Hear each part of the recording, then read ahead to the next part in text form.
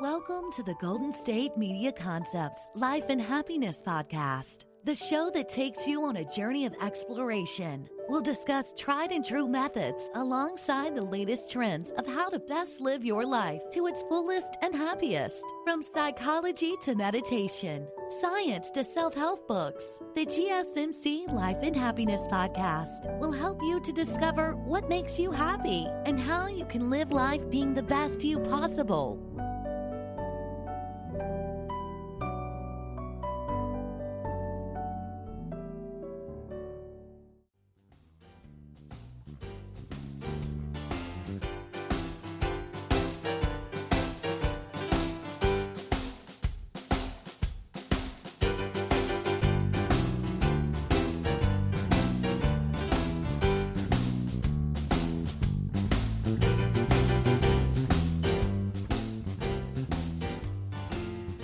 Thank you for tuning in to the GSMC Life and Happiness Podcast, brought to you by the GSMC Podcast Network. I am your host, Jordan Hall. Hello, everybody. How are you doing today? I'm doing okay. Thanks for asking. I'm just going throughout the day today, just seeing what happens. I'm finally off from school, and in a few months, I'll be going off to a new college.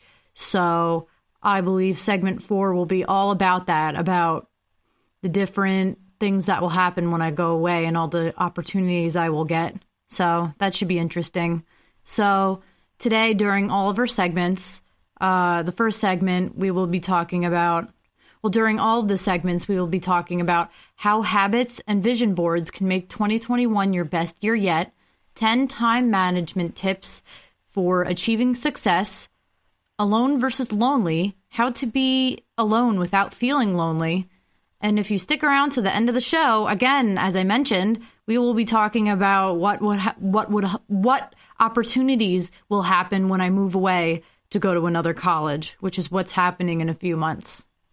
It's very hard to talk about, but I decided to talk about it in this podcast to feel more comfortable about what's happening and me going away. It's a very big opportunity. And by talking about this, I might feel more comfortable since I'm afraid to move away.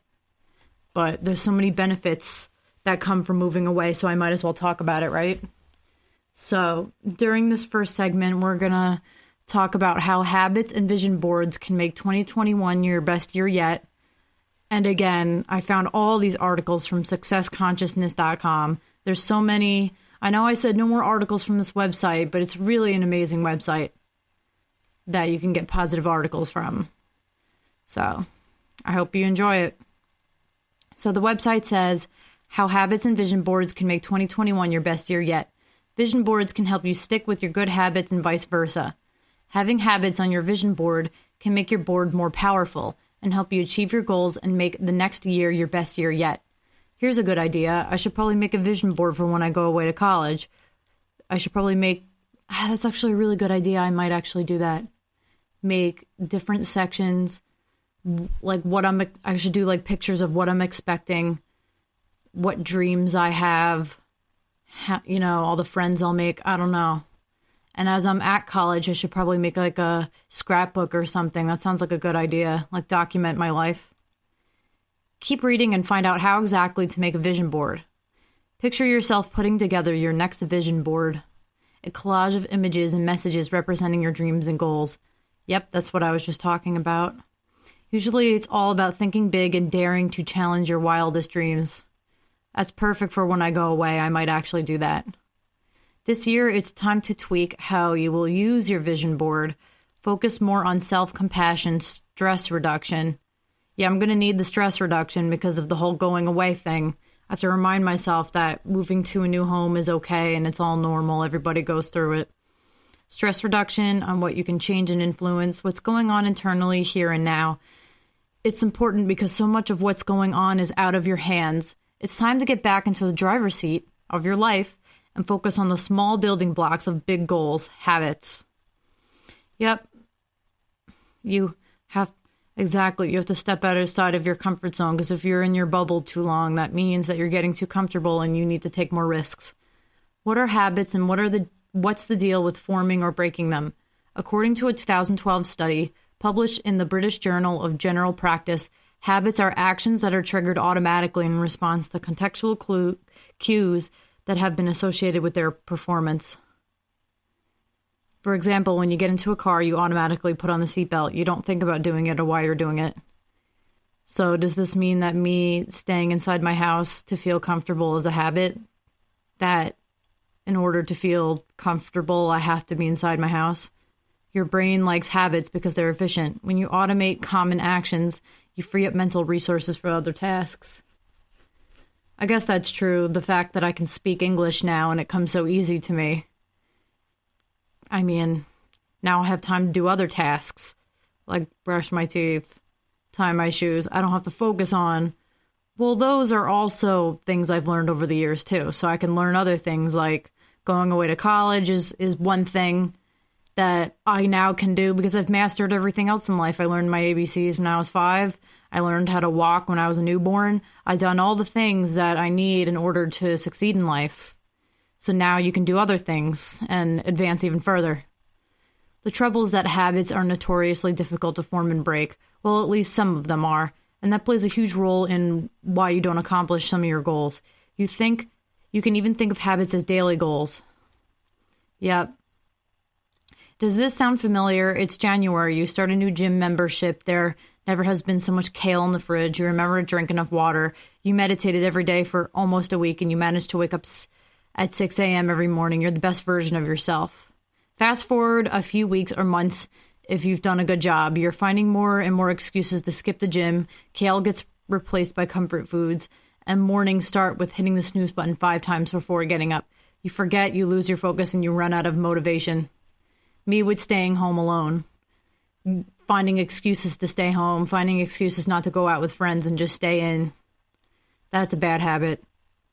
How putting habits on your vision board makes your board more powerful. A vision board is the perfect tool for keeping goals in focus, making them concrete and visual. Yeah, I mean, you can use magazine articles. Those are visuals. Making them, prioritizing, choosing the few things that are most important to you. Friendships, family, jobs, future. Those are important.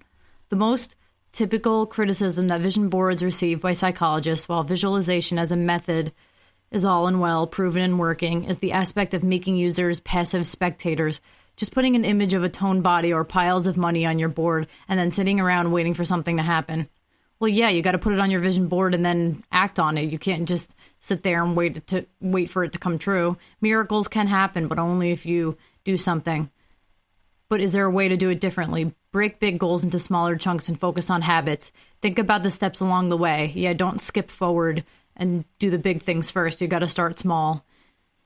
Everyday choices and small actions you can take. What's more, when running some visualization experiments on students, scientists have found there's a difference in focus that will change whether the visualization is beneficial or instead harmful.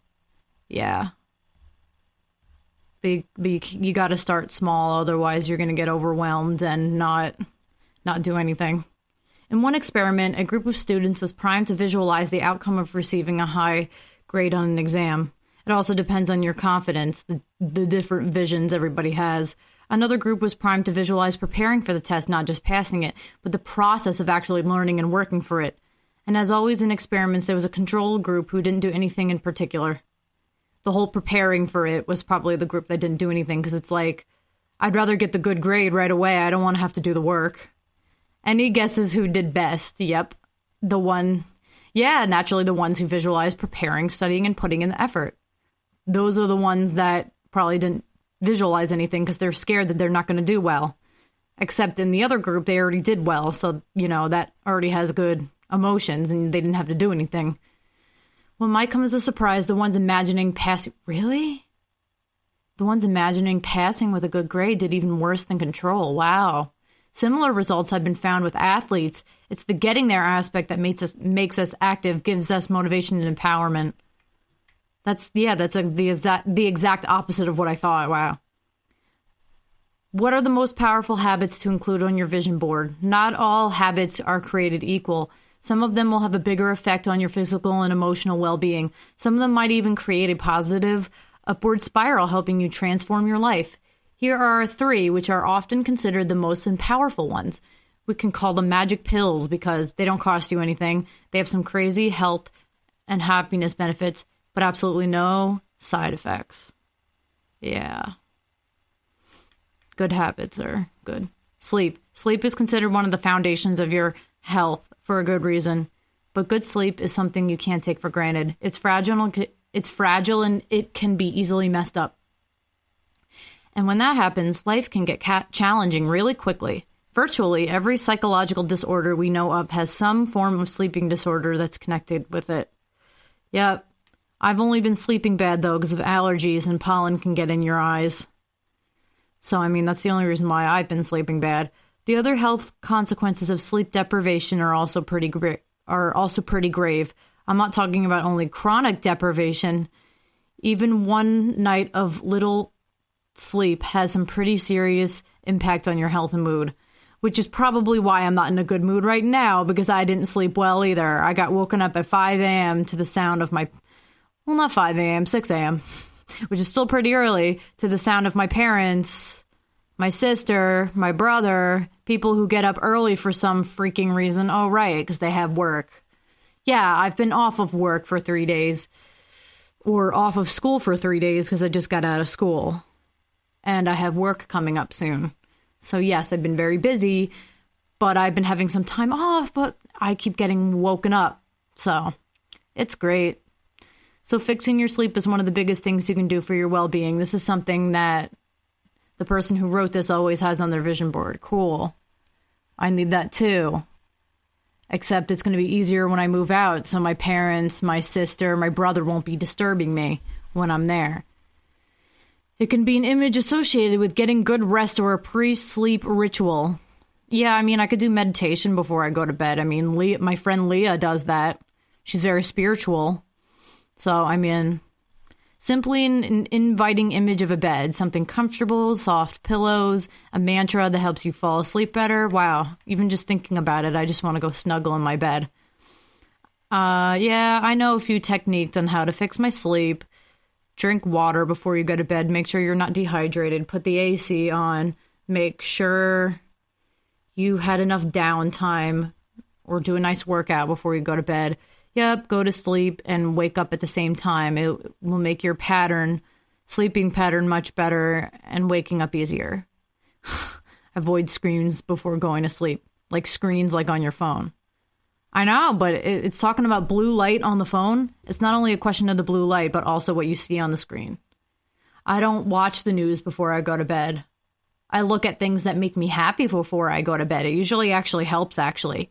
And yes, to the blue light thing, I actually have this thing on my screen where I can turn the blue light into red light, and it's much better for your eyes at night. Not saying that you should go on your phone at night, but if you were to go on your phone, red light is better for your eyes. And be careful with caffeine. You shouldn't drink it before bed. In the morning, it's fine, I guess, because you still have to go throughout your day. Meditation is good. You could put this on your vision board too. The many happy and scientifically proven effects of meditation are increasing kindness, lengthening your attention, self-awareness, reduce negative emotions, and boost creativity, which is a big thing that we're going to talk about. Creativity, which is what we're talking about now. Creative things. Anyway, that's the end of this segment. I hope this inspired you to make vision boards and become inspired and all that lovely stuff. Next segment, we're going to be talking about 10 time management tips for achieving success. We will be back.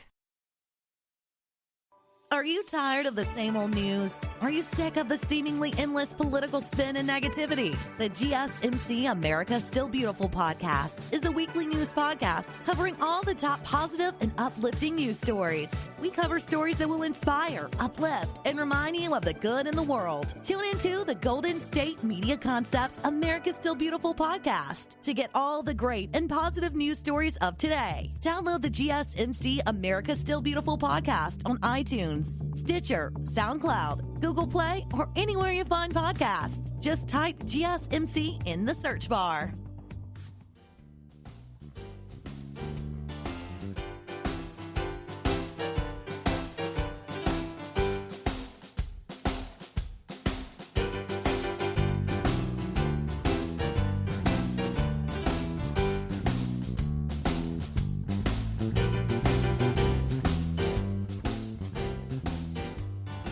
All right, everybody, here we go. We are off to segment 2.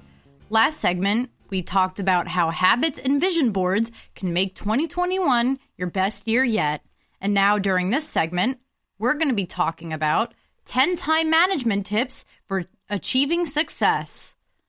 This is a very good tool to learn because you have to be on time for your job in order to succeed at your job. Otherwise, your boss will think that you're lazy, not taking the job seriously, and really not committed to the job at hand. So it's really good to be on time and be aware of due dates and stuff like that. So I'm going to read this article. Many of the success stories of famous businessmen and women can be boiled down to time management skills. Most entrepreneurs know that the more productive you are with the time you have, the more success you are likely to achieve. That's why time management is so vital for achieving success. Very true. Consider one important benefit of time management. You take the time you have and reinvest it on what matters to you. Yes, it matters what you do with your time. You can't just lounge on the couch and put your feet up and eat potato chips all day. You got to do stuff that's worth your time. This alone puts you on the path to success. All it takes is some good time management. If you want to improve your time management skills, let's follow some of these steps. And I will say these steps on the article. Okay. 1, have a clear goal. If you want to improve your time management skills at all, you need to be clear on what your actual goals are.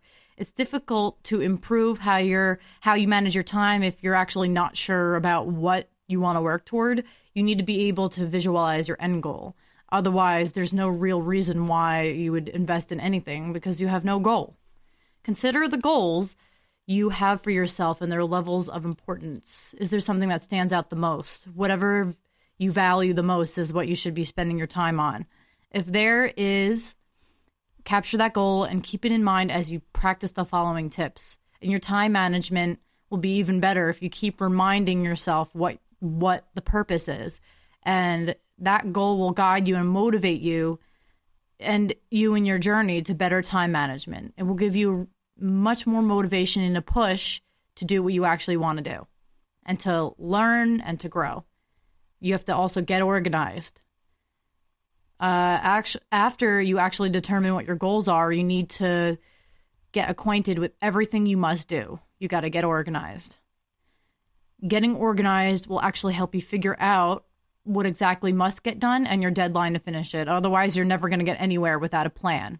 A detailed list of all the tasks that you need to complete, all in order. List it. You don't have to do it in detail, but you got to have yourself a blueprint. And the level of urgency of each task doesn't matter at this point. Just get all the tasks down on paper in the order that they come to mind. Yeah, it doesn't really matter about the order, but later you should put it in order so you don't get messed up and you got to stay organized. You also got to prioritize your tasks. Like now that you have a list, then you put it in order because you can't just follow the list out of order. Otherwise, you just have utter chaos and you don't know what you're doing. Wait till you have all of your tasks listed before you arrange them because, again, it's difficult to determine the importance of a task without the entire list written down. You can't have an incomplete list, otherwise there might be more important steps that you didn't write down yet. So make sure that you have all your tips written down before you reorganize them and put them in the importance of order. Most urgent and significant tasks should go on the top, while the least important should be at the bottom.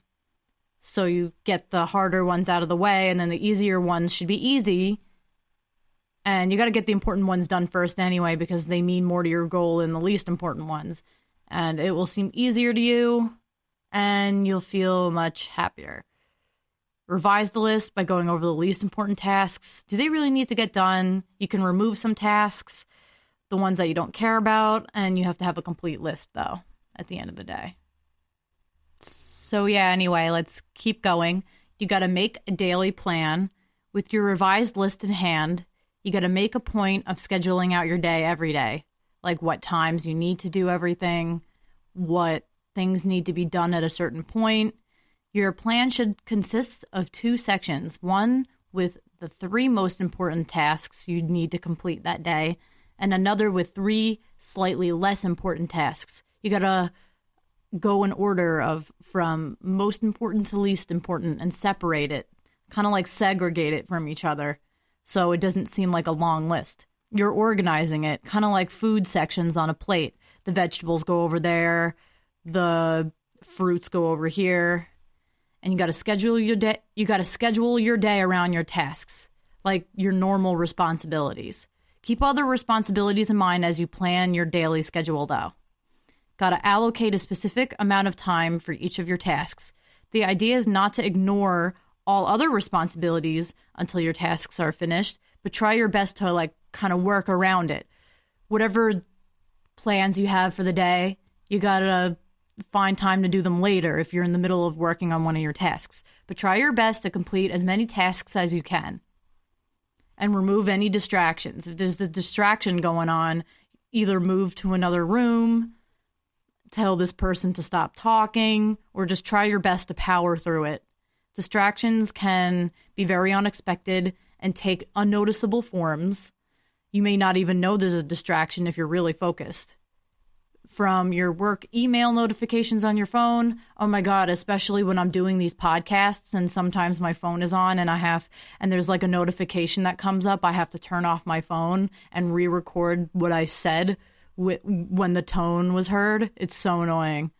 Like a random noise on your phone, exactly. It seems that everything demands more and more attention. The only way you can counteract that is by removing the distraction. After you plan your day and get ready to complete a task, make sure your environment is completely clear and that it helps you focus. It helps you focus. Even the smallest of distractions need to be removed. Otherwise, you'll never get your stuff done. If they aren't, they can take your time and energy away that could be focused on doing the things that actually matter to you.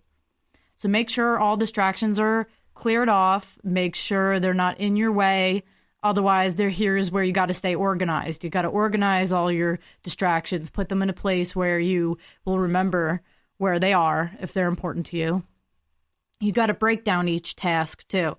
Some tasks are bigger than others. You got to separate them into different categories. It can get overwhelming to complete them all without the proper techniques. Again, it can seem more overwhelming if you have them all clustered together. Learning how to manage each task or responsibility is key to improving your time management skills. Again, if they're all clustered into one position, it seems more chaotic than it really is. So you can actually evaluate and it will seem less daunting when you separate everything. When you have a really big task to complete, you got to break it down into small sections. Handle each section as if it were its own task. And then you just got to build up from there. It's a step-by-step process. It will reduce some of the overwhelm that you have, and it will allow you to focus on the small parts that make up the entire task.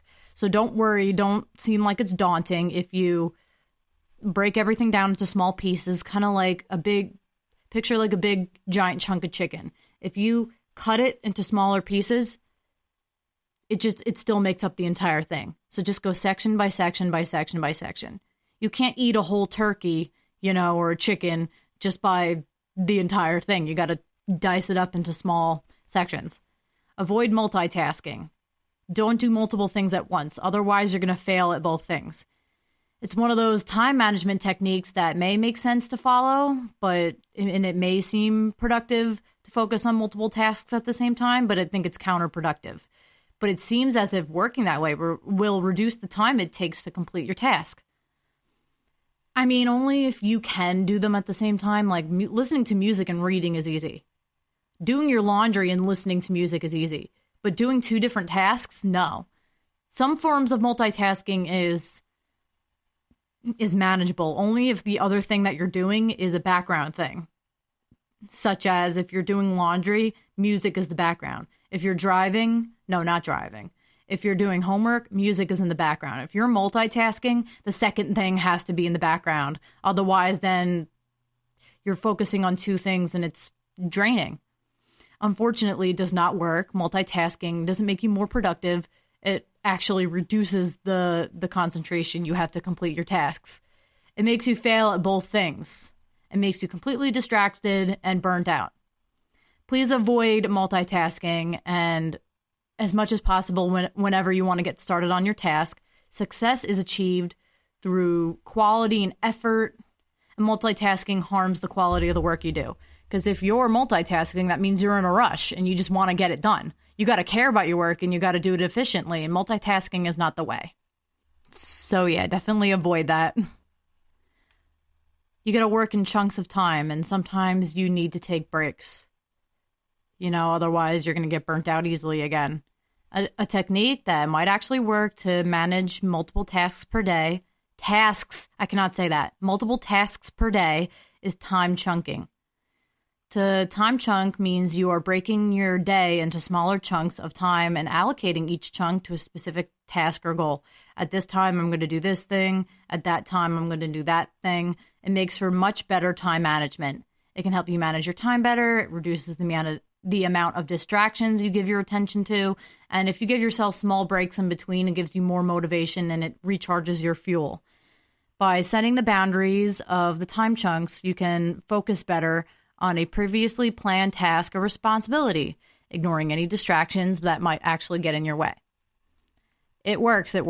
And don't complete every single task, and don't rush on it either. Oh yeah, another thing is take regular breaks, which I was just talking about. That's the next thing on the list, actually. But don't complete every single task, otherwise you're going to overwhelm yourself. If there are any tasks that are less important or unrequired, don't even do them. But for as long as it is important to do the most you can with your day, the truth is not every task needs to get done. Exactly. Even if they did need to get done, you got to focus more on your emotional health than getting it done. Taking on more tasks than you are able to handle can be very exhausting for your physical and emotional health. You don't even have to do everything. It just wastes your time if you're doing tasks that don't need to get done. So don't even focus on the ones that you don't need to do. And take breaks, otherwise you're just going to burn yourself out.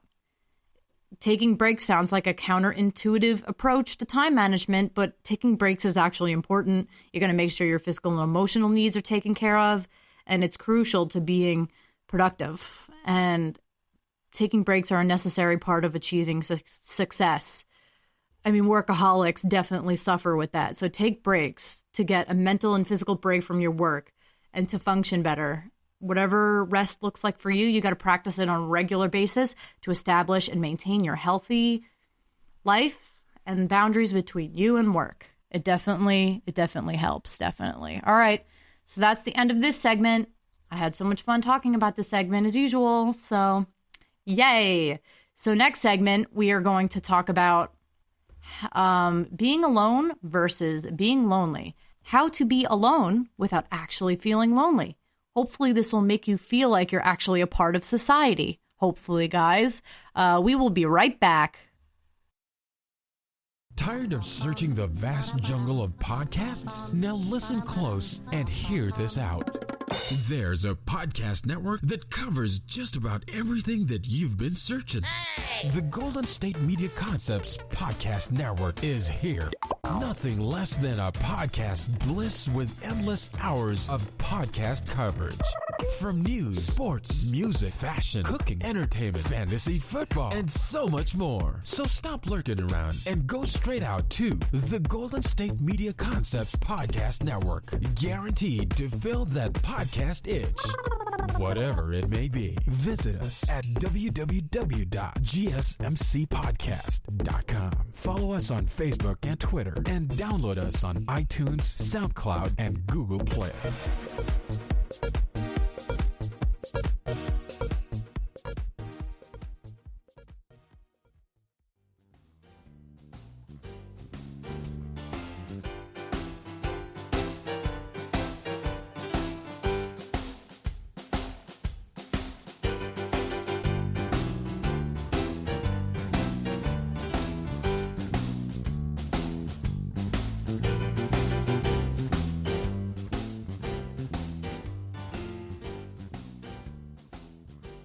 All right, everyone, we're on to segment 3. Last segment, we talked about 10 time management tips for achieving success. And now we're going to talk about lonely versus lonely. How to be alone without actually feeling lonely. and we're going to talk about this article right now. Inevitably, there will be moments when you find yourself spending time alone, even if you're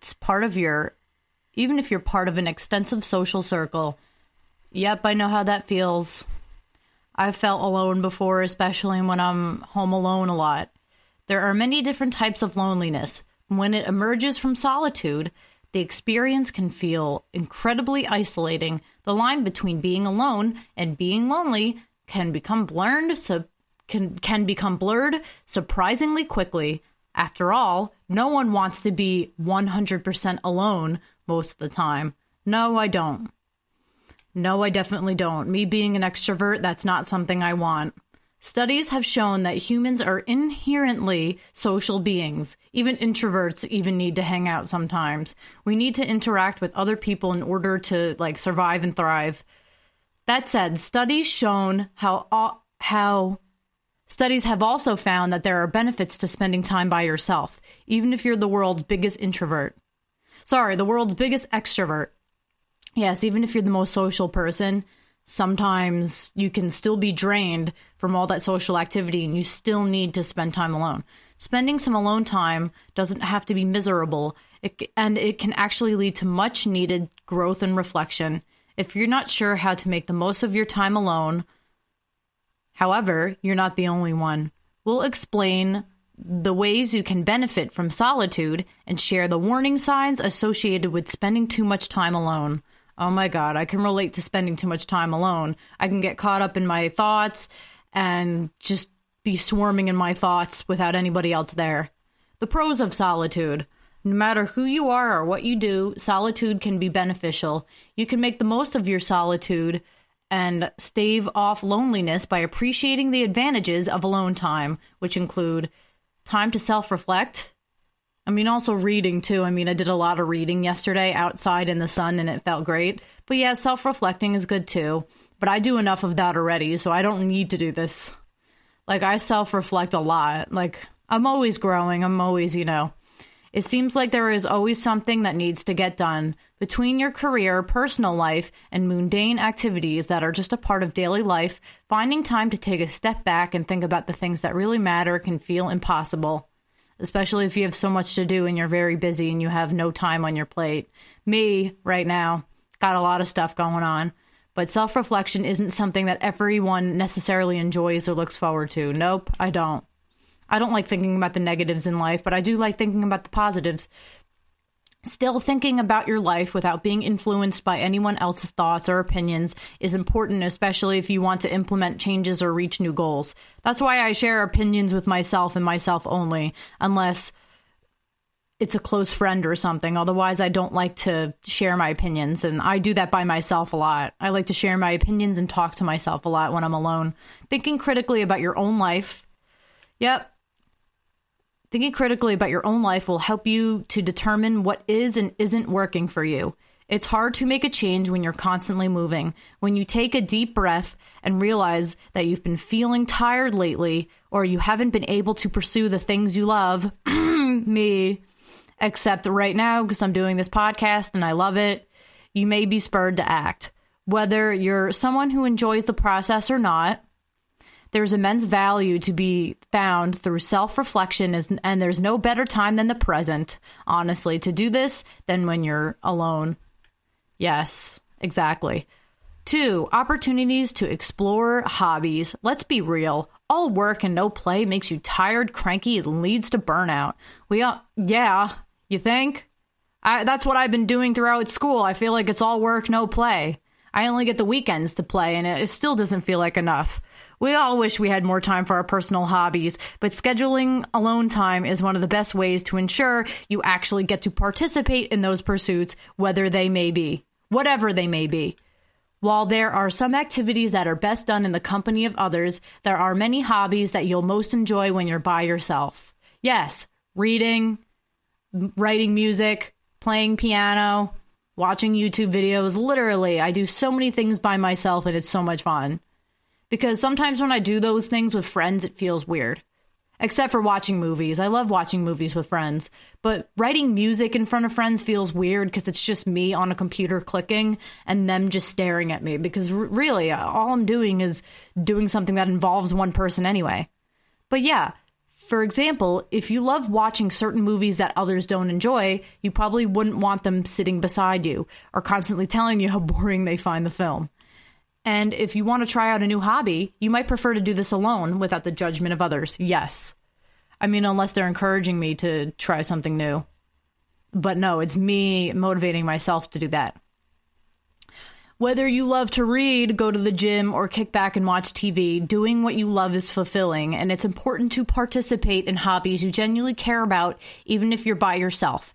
I can't work out with other people. I know my parents keep saying, oh, you should get a workout buddy. It makes working out more fun. No, I'd rather be by myself when I work out. Because when I'm with someone, I end up talking and talking and talking, and then I don't stop. When I'm with people, I need to talk. And working out while talking is not a good combination, because then I end up on the floor passed out. So yeah, I like to work out by myself and enjoy my music by myself. That's just me. Potential health benefits. Regardless of how you spend your alone time, solitude has the potential to affect your health in a positive way. According to a 2006 study, adolescents who voluntarily spend time in solitude experience a boost in their emotional state. For adolescents, this can be particularly important since emotional regulation can be difficult at times due to puberty and the daily chaos of teenage life. Me, when I was a teenager. No matter your age, however, you could also benefit from some spent alone time too.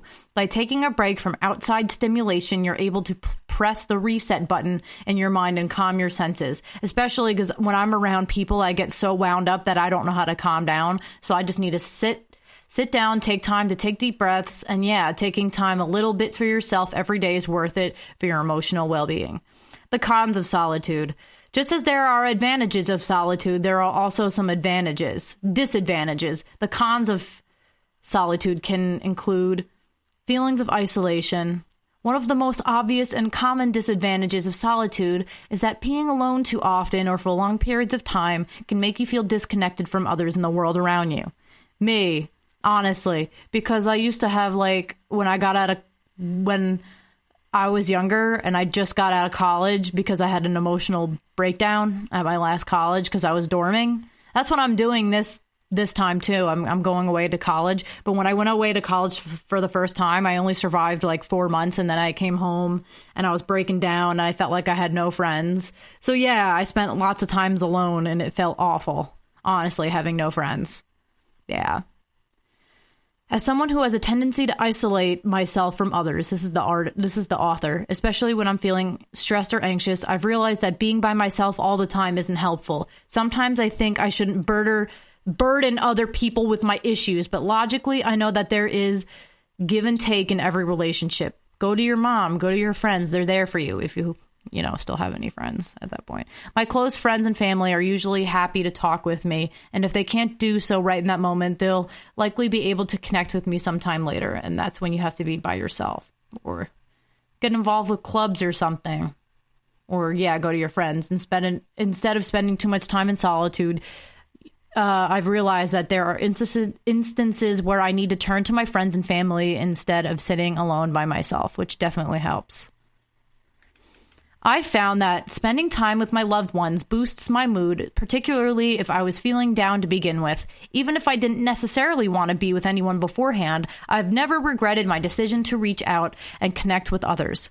Too much solitude can lead to overthinking, especially me with OCD, and I just get caught up in my thoughts and swarmed around, and then I get so chaotic, and although there's definitely a difference between solitude and loneliness, too much solitude can lead to overthinking. Self-reflection isn't inherently a bad thing, but there is such thing as overthinking and overcomplicating and making a mountain out of a molehill. When the majority of your time is being spent alone, it's not uncommon for your thoughts to wander. For those who are prone to anxiety, overthinking can lead to a spiral of stress-inducing thoughts. This can result in individuals avoiding alone time altogether. Even people who aren't frequently anxious may overanalyze the smallest facets of their lives, even if they're spending time by themselves too often. Yep, because you're not with somebody to bring you down to reality and say, hey, you're overcomplicating things, and you're not brought into, and you're not taking things into perspective. You're just creating your own fantasy world where everything's awful, and yeah, you don't want to do that. And I have anxiety and OCD, so I don't know if I made that clear, that it's really awful to be by yourself during that, when you have that. Picking apart every aspect of your life isn't beneficial, but it can be hard to stop once you start, especially when you're alone, especially when you have anxiety and OCD and isolation problems. Me, I don't like feeling alone. In conclusion, figuring out how to enjoy solitude isn't always easy, but it is possible. With time, you can learn to enjoy being alone every now and then, and you can take advantage of all the good things. And a bit of quiet time definitely has positivity and a lot to offer. Definitely. Yeah. I mean, I don't like being alone. I like being with people. It boosts my confidence. It makes me happy. It makes me grateful for everything in life, you know? Abandonment is not a good thing. Definitely not. Okay, so I found one more article on loneliness because I literally just finished the last one. And it says, 12 things to do when you're feeling lonely. I'm going to help people to find things to do when they're feeling lonely and they need to correct it. You got to reframe it. Casting a different light on what it means to be alone can sometimes make it easier to navigate feelings of loneliness. Loneliness happens when you become isolated and your needs for social interaction and human connection go unmet.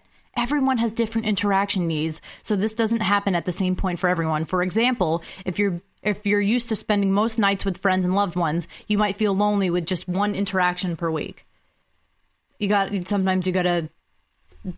learn how to be by yourself sometimes if you're an extrovert for self-reflection, you know.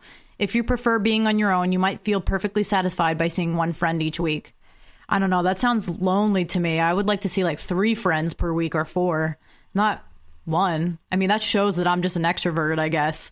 You might feel lonely upon returning to an empty house, even when you have plenty of strong friendships. No, not really.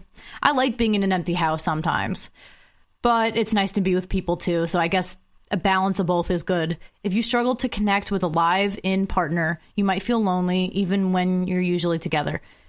Most people need close relationships in order to thrive. Yep, I already know that. The other article said that too. You got to fill your house with sound. That's a good idea. Some examples are music can boost your mood and motivate you, and audiobooks might provide distraction and a temporary escape. Podcasts, you know, listen to my podcast, listen to the radio. It informs and entertains, and their conversational atmosphere can also create a sense of connection. Yeah, listen to my podcast, for example. I mean, it's pretty moving, right? The things I'm saying are motivating you. The things I'm saying are distracting you from feeling lonely. And I'm your friend, right? I'm not going anywhere. I won't make you feel lonely. You know, I'm here for you. I'm your friend. So I hope even listening to my podcast will distract you.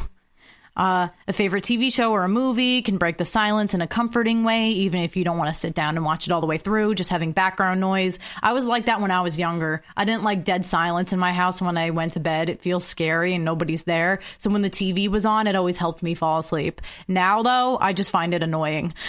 And I need peace and quiet, but that's how it always is. All right, so that is it. That is the end of segment 3. I had so much fun with this segment. Oh my gosh.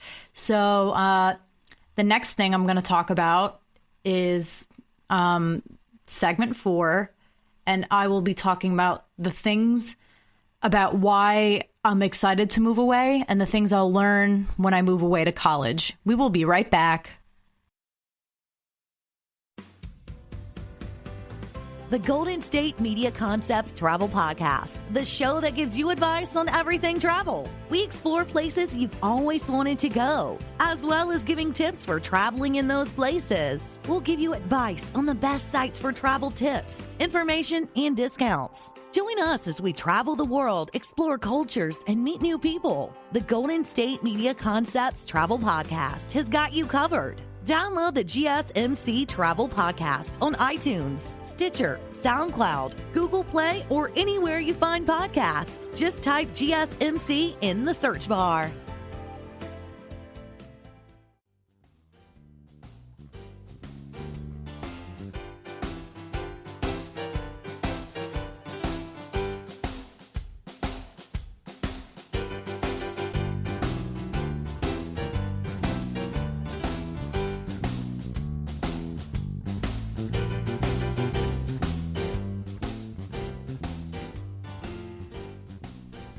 All right, everybody, here we go. We are on the last segment, the fun segment that we've all been waiting for. Actually, it's not that fun because it's a serious topic, but it might educate others and, yeah, all that good stuff. So during this last segment, we're going to be talking, actually, the last segment, we actually talked about, segment 3, we talked about alone versus lonely, how to be alone without actually feeling lonely, and a little bonus article about some things you can do, or like a few things you can do to help cure your loneliness and make you feel less alone. And now we're going to be talking about some things that I will learn when I move away to college in like 4 months, because I'm moving away. I've always avoided talking about school, talking about moving away from my family and away from the place that I so dear call my home. I've always grown up in the house that I've lived in for so many years, in my New York house. I was born in Virginia probably 23 years ago. I mean, I am 23, and I barely remember my Virginia house. The only thing I remember is the colors of our bins. We had like red, green toy bins. That's the only thing I remember. I remember our fireplace. I think we had a fireplace and like a nice white carpet where me and my brother used to play with our toys, with our colored bins. And we used to watch Barney, Dora, you name it. We were just typical kids. And we moved to this house, which I've been living in for the last, I would say, 18 years. I've lived in this house for 18 years, and that's why it is so hard to let go. And that's why I don't like talking about college, because I just got so attached to my room. I would always be in here. I feel so at home in these nice, comfortable green, pink, pastel-colored walls that my house has, the nice, comforting bathrooms, my nice room with so many different assets of my personality. I have like a music poster hanging up. I have my guitar. I have 2 of my wigs that I like to wear to express myself. All my books that I've collected over the years. So many memories and so many things worth not leaving behind. Like, I am going to cry when I go off to college. I don't want to leave this beautiful home. But, that's what this podcast is about today, is letting go and trying to find change. Change is good. I know it is. But not this kind of change to me. I don't want to leave the place I called home. But here are some things that I hope that I'm going to learn once I go away to college. And I think I'm going to tackle this topic again at some point, because I might feel differently when I go off to college. So anyway, here's one thing I'm hoping to learn when I get to college. And I'm going to go from least important to most important. I hope I get to make so many new choices that I haven't been able to before. I mean, that's not my extreme hope, but that's something, that will probably happen. I'll take more risks. I'll do things that I haven't done before. I'll make more choices that make me seem confident. Honestly, another thing that's on this list is my confidence will grow, which I don't want to get to that one yet, because that one's probably one of the most important. But the first one is making new choices, making me into a different person by making and doing things that I've never done before, taking risks, going to places, traveling. I mean, I'm traveling just by going to college, but I want to go different places. I want to go to the city. I want to try to get involved in more clubs.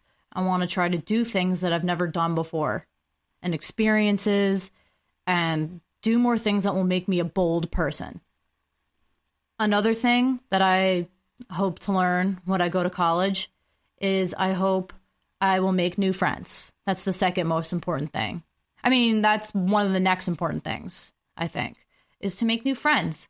I want to specifically make friends with a role model, somebody a little older than me who I can look up to, somebody who will be there for me, a shoulder to cry on, a kind of a second mother figure in my life. I mean, I have so many already, but they're way older than me and they're not in college. They already have kids. They're already married. I want somebody who's a little bit ahead of me, but kind of still has a little childlikeness in her heart and can understand me and knows me inside and out. I want a bond like that, because I never really had a sisterly bond with my sister when I was younger. I never really had anyone to look up to. My sister has low functioning autism, so I'm the big sister in this case. I was the one who had to look after her a little bit. Same thing with my other brother. Same thing with my brother.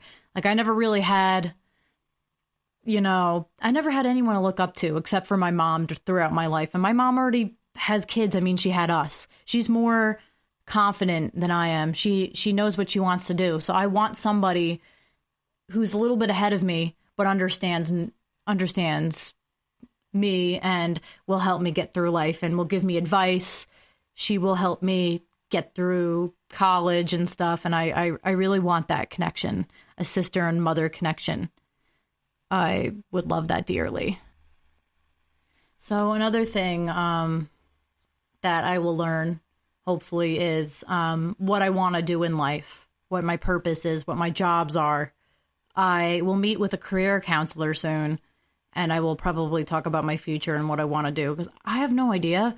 I love so many different things. I like music. I like producing music. I like writing songs. I like doing audio. I like writing stories. Like, there's so many different things I want to do, and it doesn't really pinpoint into one job. So hopefully when I take different classes and I learn different things about different subjects, I will probably learn more about what I want to do and what my part will be in society, because I want to feel important somehow. I want to feel like I'm giving back, and I want to feel like I'm doing something for society, because right now I just feel like I'm learning. I'm just a student. I'm just a little outsider with eyes in, like, looking in from a bird's eye view. I want to be part of it. I don't want to be just an asset. I want to be known for something. So hopefully I will know what my purpose is, and I will just basically know what I want to do. So that's something. Another thing is, I hope my confidence will grow. I hope I will be able to stand up for myself. And I still can. I definitely can. But when I'm being yelled at or I'm being ridiculed or something, it's hard for me to stand up for myself and say, hey, I'm not this way. I'm not what you say. You don't know me, Like, especially the situation on social media, it was very hard for me to stand up for myself and tell the truth, especially on the internet. Everything I say is basically a lie because nobody knows me. But in real life, I still struggle with that too, because it's like, you don't know me. I could tell you anything and it could just be a lie, even if I tell the truth and I say who I am. It's just like, you'll never know unless you get to know me. So throughout my whole life, I've been used by other people because I was very gullible when I was younger. I was very impressionable. I would always be used. I would always be used for other people's benefit. I would be stepped on. I would be taken advantage of because of how clueless I am. And I learned over the years not to trust everybody. Not to trust everybody you let into your life. There were some friends who said they loved me and that they would stay by my side no matter what. And what did they do? Once I don't act like their perfect little friend anymore. Once I grew up, I had this friend I've had for a long, there's some friends I've made who have stuck with me and they loved who I was. But no, I do one thing wrong, one tiny little thing wrong, and they leave me. So, of course, I'm having trouble opening up to people because of that and standing up for myself. Because it's like, no matter how many times I prove to you I'm a good friend, it's like, no, they'll never understand. Sorry I'm getting emotional, but something happened to me, with a few friends. I don't know. It's just, I have to learn how to stand up for myself and not be used by other people or not be betrayed by other people. I got to learn how to move on, brush it off, and just learn from it. And I promise that I will. When I go off to college, I really hope that I'm able to make choices for myself too, make better decisions, not let anybody else influence my decisions. I don't want anyone to use me and force me to do something I don't want to do. Because when I was younger, I was forced to do different things that I didn't want to do. I was forced, when I was like 10, I was forced to do homework for somebody else. I was basically their minion. They would make me do homework for them. They would make me do all kinds of different things.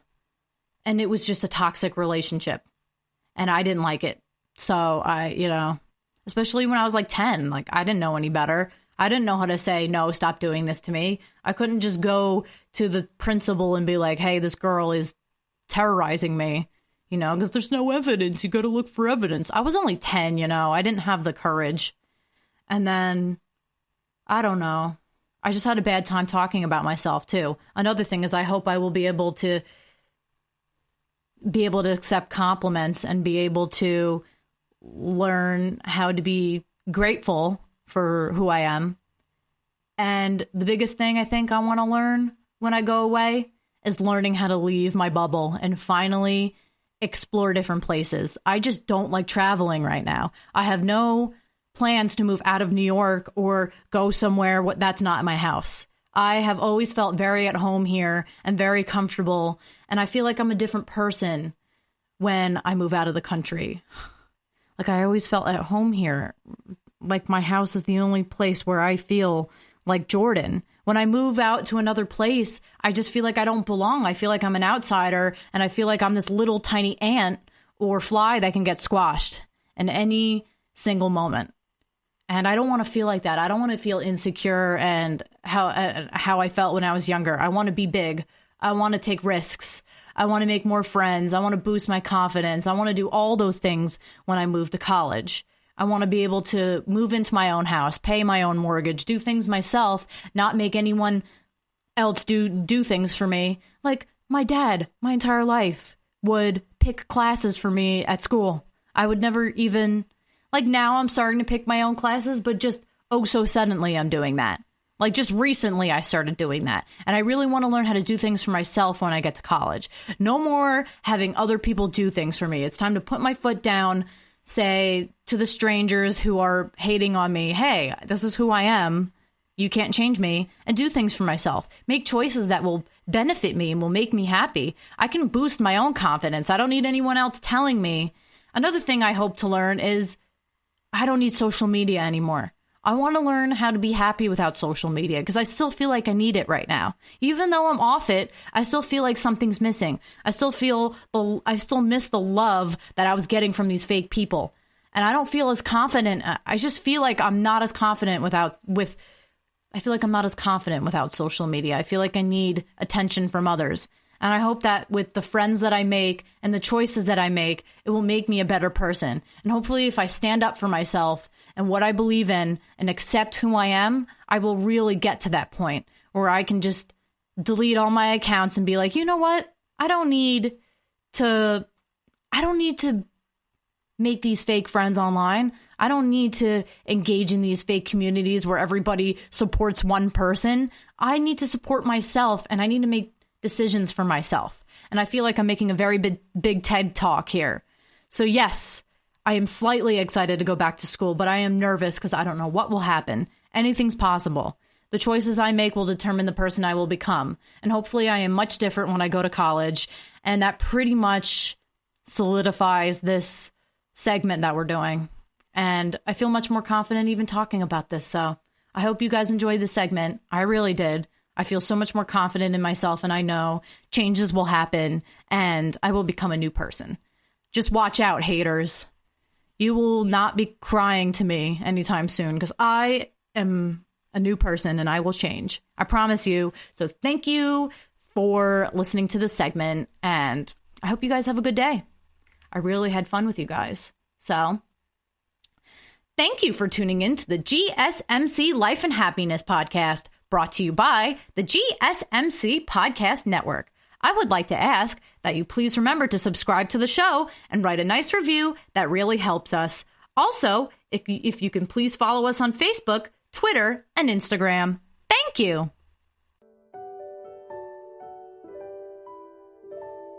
You've been listening to the Golden State Media Concepts Life and Happiness Podcast, part of the GSMC Podcast Network. You can find the show and others like it at www.gsmcpodcast.com. Download our podcasts on iTunes, Stitcher, SoundCloud, Google Play, or anywhere you find podcasts. Just type in GSMC to find all of our shows. From the GSMC Podcast Network, from sex and relationships to health and wellness, life and happiness, and even weird news. You can also follow us on Twitter and Facebook. Thank you, and we hope you have enjoyed today's episode of the Golden State Media Concepts Life and Happiness Podcast.